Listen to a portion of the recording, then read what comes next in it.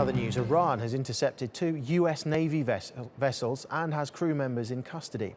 The boats reportedly drifted into Iran's northern Gulf while traveling from Kuwait to Bahrain. US officials are demanding the immediate release of the crew. Well, Tetiana Anderson joins us now from Washington, D.C. with more on this. Tetiana, what do we know then?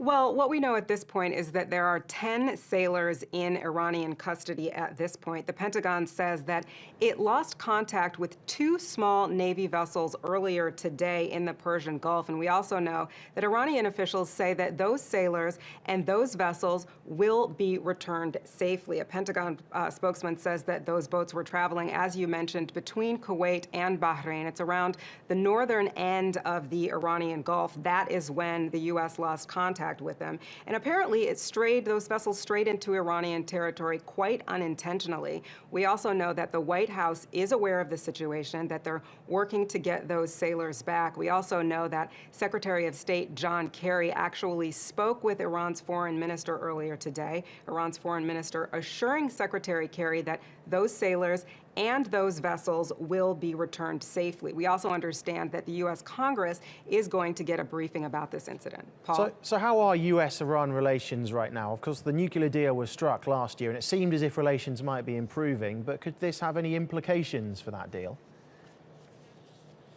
Well, you know, it seems like this is all part of that saber rattling that's been going on in the Gulf. Of course, Iran test firing missiles, the U.S. becoming angered and threatening sanctions. And this is all happening against the backdrop of the Iran nuclear deal. So it will be interesting to see moving forward if today's incident has any impact in the future. Paul?